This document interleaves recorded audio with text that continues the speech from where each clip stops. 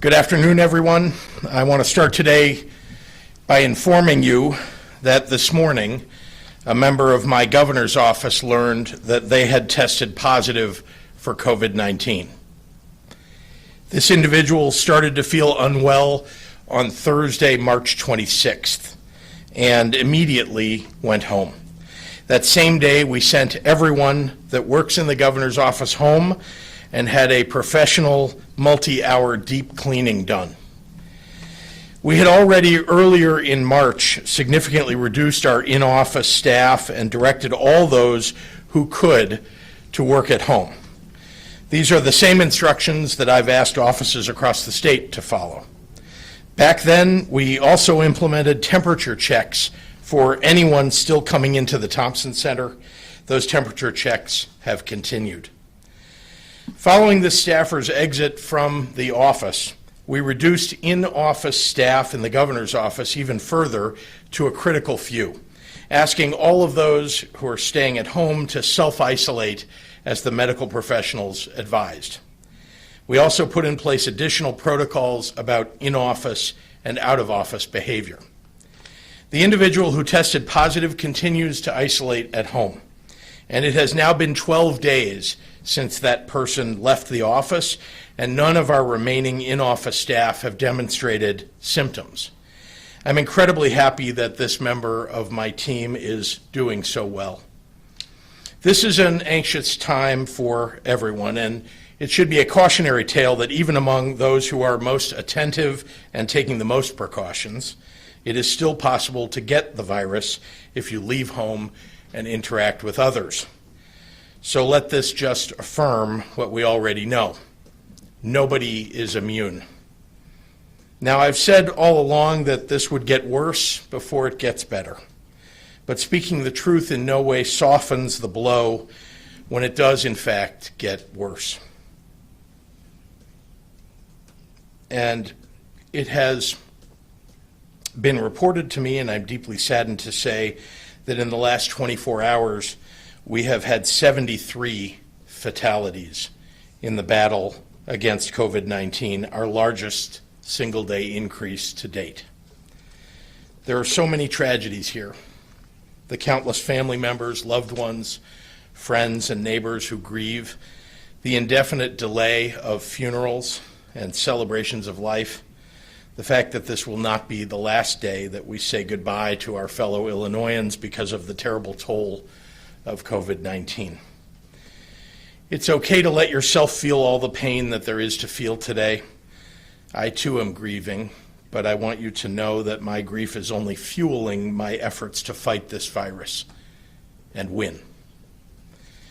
Let these numbers today be a terrible reminder that this pandemic is deadly serious, so stay at home. Wash your hands many times a day. Wipe down surfaces that you use with any regularity. If you must leave your home, wear a mask or a bandana or a scarf to cover your nose and mouth. Now, as I mentioned yesterday, today we are going to go over our latest updates on hospitalization rates and ventilator data. Here in Illinois, the percentage of our COVID-19 test results coming back positive is hovering right around 19%. Since yesterday's update, we're up to 13,549 cases of COVID-19 tested positive across 77 of our 102 counties. And we know that there are many more people out there who have contracted COVID-19 and are already in recovery without realizing it. And some others have recovered at home without ever getting tested. Nowhere in this country, in not a single state, does anyone currently have the capacity to test at the rate that they've deployed in places like South Korea, rates that would allow us to pick up on an asymptomatic COVID-19 carrier. That doesn't mean that we won't get there, and I'm pursuing all the options available to make that day arrive sooner rather than later. But in the meantime, it's the safest course of action to consider the recorded positive cases in the United States of America as a significant undercount. Although all of the available data serves as an important part of the overall picture, we consider our hospitalization data a particularly significant indicator. If someone's sick enough to need hospital care, they're likely going to seek that care, whether or not they have been tested. According to data from April 6th, yesterday, the number of known COVID patients and suspected COVID patients, as in persons under investigation and assumed to have COVID-19 for the purpose of medical treatment, in our hospitals here in Illinois, that number totaled 3,680. Since the earliest days of our COVID-19 response, my administration has worked with our state's network of more than 200 hospitals to increase capacity in our existing health systems. We now have nearly 28,000 total beds, approximately 2,700 of which are ICU beds. As a reminder, those numbers don't include the beds that we're putting up at our alternate care facilities like Vibra, Metro South, or McCormick Place. I want everyone to understand that the number of hospital beds that we refer to as available at any given moment depends on a host of factors: newly discharged patients, the amount of available staff and equipment on hand, just to name a few. Additionally, we're seeing signs of a trend here in Illinois where the number of people in the hospital for non-COVID reasons, things like car accidents, has dropped with fewer people on the roads since we implemented our stay-at-home order. This is a pattern that's reflected in other states as well. As of yesterday, April 6th, 43% of our total hospital beds are available, and 35% of our ICU beds are available. As for our nearly 2,700 ventilators in Illinois, 57% are currently available, down from the 68% available on March 31st, just 1 week ago. So if you're looking for a trend, here's another one. On Tuesday, again just a week ago, COVID patients occupied about 35% of our total ICU beds and about 24% of our total ventilators. Today, a week later, COVID patients occupy 43% of our total ICU beds and 29% of our total ventilators. That's an 8% and 5% point jump, respectively, in just a week. I'll say again that all of these data points have to be considered as just single snapshots of a larger picture. We can't read too much into a single day's jump or drop. But these trends do offer us further insight into the overall reach of COVID-19 in our state as we adjust to the how and where of our response. I also want to stress that these are our collective numbers across the state. Not every hospital has even that availability, and in fact, there's a fairly extraordinarily large range across the state depending upon where you live.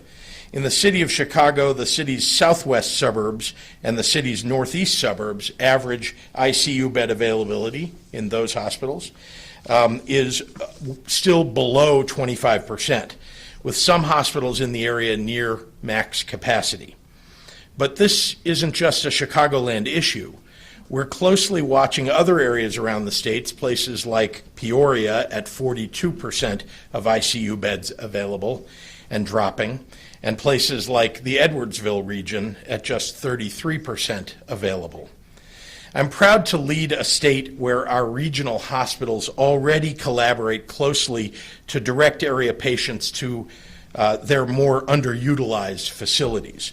And as this situation evolves, I'm prepared to do whatever it takes to ensure that every patient can receive the care that they need, including stepping in to direct ICU patients to underutilized hospitals myself, if need be.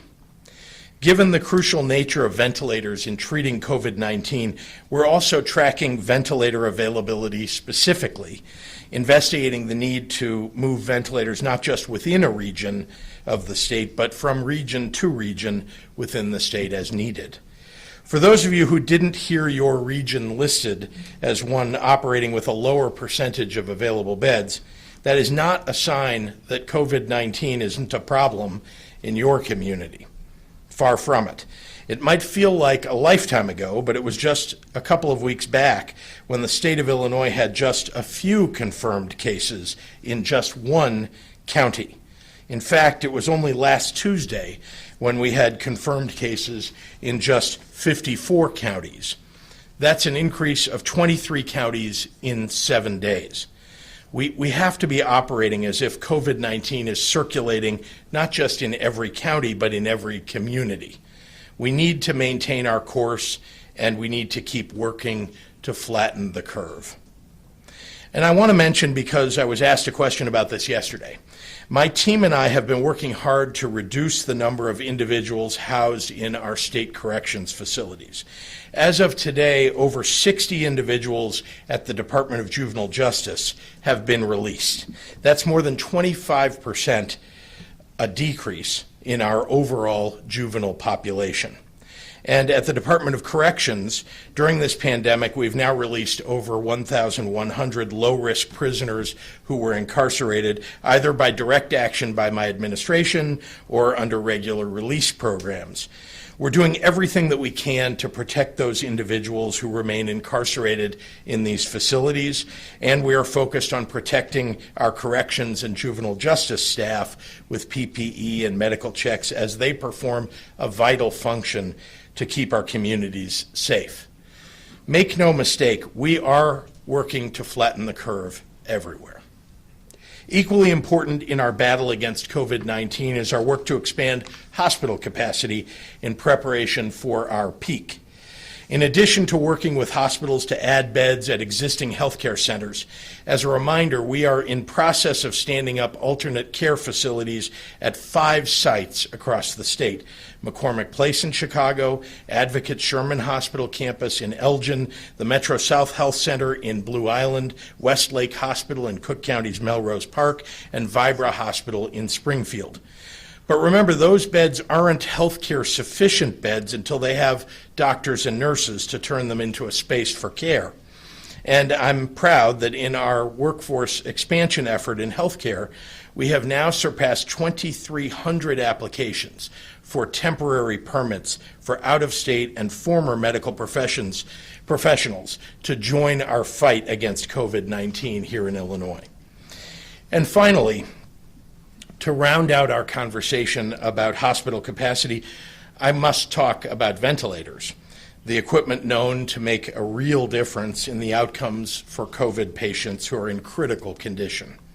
First and foremost, I want to express my gratitude, my genuine, sincere gratitude, to the people of California and to the governor of California, Gavin Newsom, who sent us 100 ventilators overnight for use by patients here in Illinois.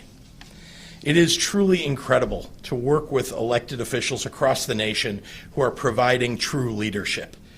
My pledge to the state of California and to every other state and territory is that when we can, once we are past our peak, Illinois will pay it forward. We will pay it forward in any way that we can, including passing along these ventilators to the next hotspot in the nation and any that we may be able to spare. As you know, over time, we've also received 600 ventilators from the federal government, 300 of which were directed specifically to the city of Chicago by the White House. I'm grateful for all of those vents as well. We continue to scour the globe with our own state-level procurement operation to secure the rest of the ventilators that we may need. While this market is just as competitive, if not more so, than that for PPE, we have so far placed orders for 3,620 ventilators. The first batch of these deliveries will arrive in April, with the rest coming over the next several months. Ventilators are critical tools in this fight. They can save lives, but they are not a cure. No magic quantity of ventilators will solve COVID-19 for us. No number of ventilators will make up for a person ignoring our stay-at-home order or not making their due diligence, taking their due diligence in washing their hands and the other orders that we've asked you to follow. Ventilators are but one part of what amounts to a many-pronged approach but all of them are phenomenally critical altogether. Staying at home is the most likely reason that you can avoid ending up on a ventilator. Remember that. Staying at home is the most likely reason that you can avoid ending up on a ventilator. I know that especially on a warm day like today, that's particularly hard to hear. The sun shines and it feels a little bit more like this should be over, that you have time to hang out with your friends and loved ones by the lake, at the fairgrounds, over dinner. Believe me, I too would do just about anything for an immediate solution to this. Here's what you need to know, though. That solution isn't coming tomorrow or next week or next month, but it is coming. Every day that we support our healthcare systems, every day that we flatten the curve, that's another day that the incredible roster of scientists and researchers and innovators in the world come a little bit closer to finding solutions in the fight against COVID-19. A vaccine, yes, but also treatments, therapeutics, widespread antibody tests so that we know who out there has already had the virus and recovered. Just yesterday, a second company launched the first human trials for a vaccine. By bending the curve, we are buying them all time. But a vaccine will not come in the next few weeks or even the next several months. We need time to find solutions, time to save lives, valuable time now that allows us to move beyond the crisis more quickly. I want to thank the many, many Illinoisans who are staying home and by doing so protecting their communities and their families, their neighbors and their friends. They are all in for Illinois.